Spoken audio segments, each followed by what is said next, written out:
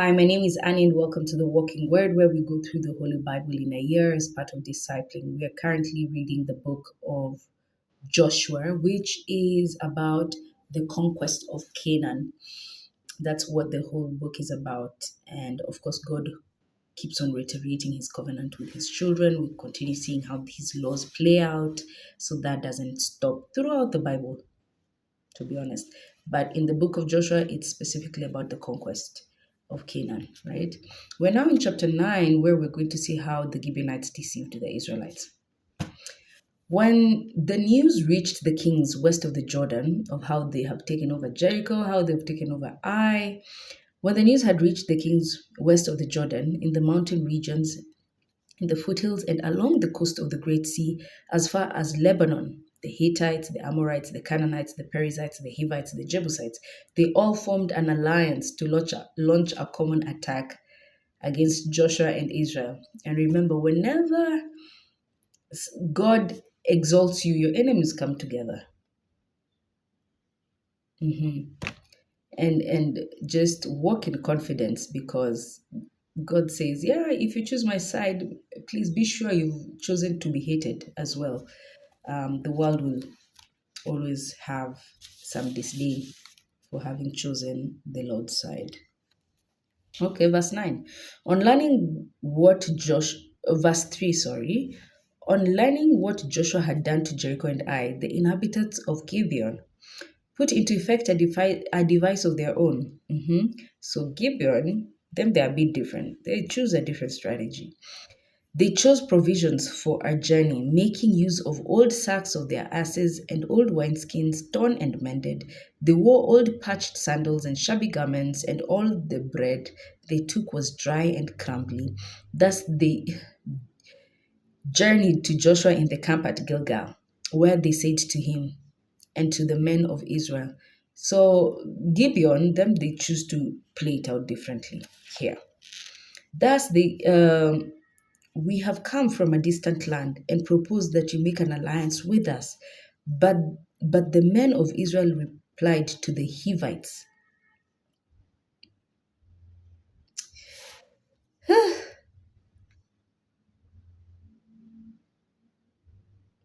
Okay, Hivites.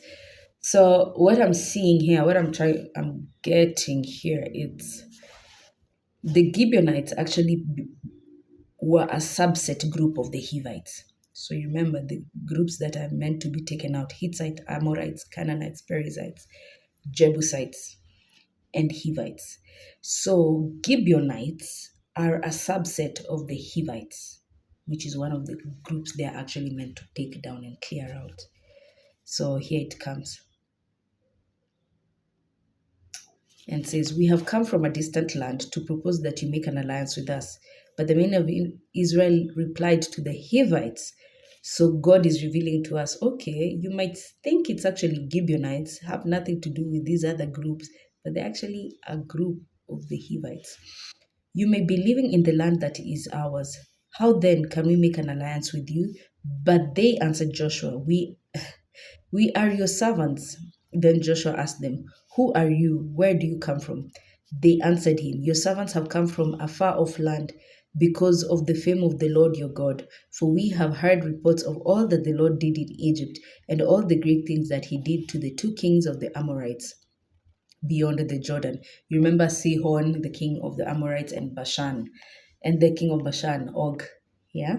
What you did to Sihon, the king of Heshbon, and Og, king of Bashan, who lived in Ashtaroth. Ashtaroth, you remember we discussed and said it is actually, they are a group of people, and sometimes that name is given to the deity they serve. Are the goddess they worship is called Ashtaroth or Astetat, or sometimes it's Asherah or Ishtar.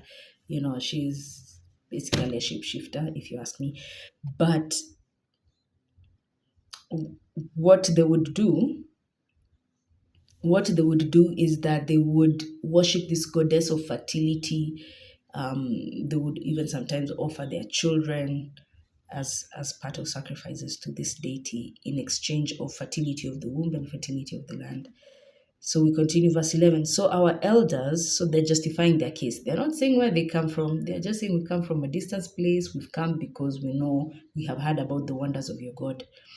So our elders and all the inhabitants of our country say to us, take along provisions for the journey and go and meet them. Say to them, we are your servants. We propose that you make an alliance with us. This bread of ours was still warm when we brought it from the home as provisions the day we left to come to you. But now it is dry and crumbled. Here are our wineskins, which were new when we filled them, but now they look torn. Look at our garments and sandals, which were worn out from the very long journey. So this is deception. This is just actually the deceiving is from the devil, but they're being cunning. The Israelites the princes partook of their provisions without seeking the advice of the Lord. So you partook, you came into agreement with them. So when you partake of someone's food, when you partake of someone's dealings, when you partake of someone's story, you're actually coming into agreement with them before consulting the Lord. So, verse 15. So Joshua made an alliance with them and entered into an agreement to spare them, which the princes of the community sealed with an oath.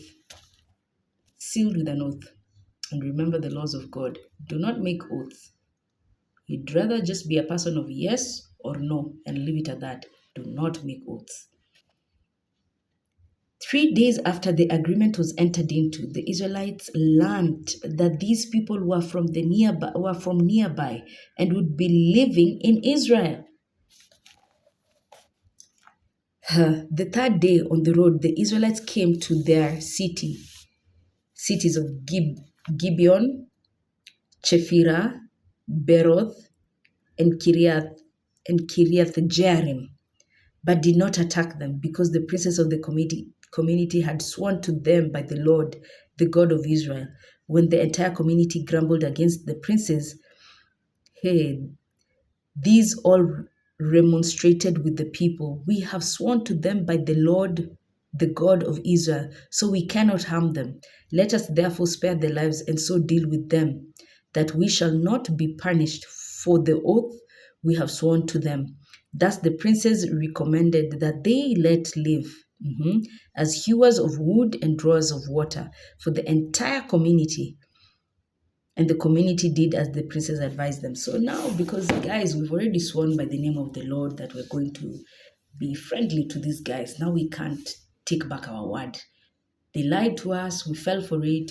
Either way, we have entered into an oath and an agreement with them. So we cannot pedal back.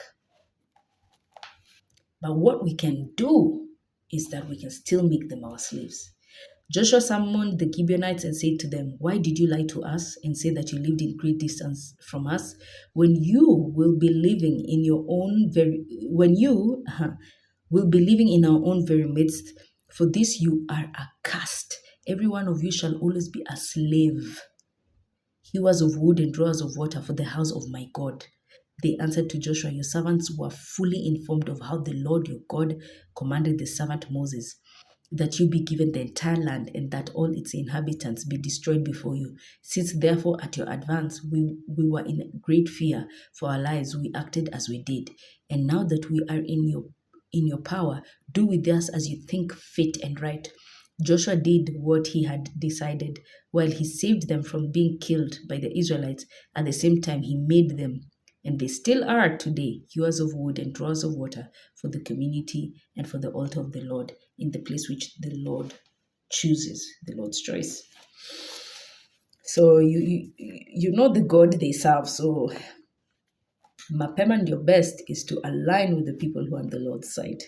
So it is deceptive, but you can also see the revelation that they've gotten. There's something mighty about their God. We better align quickly.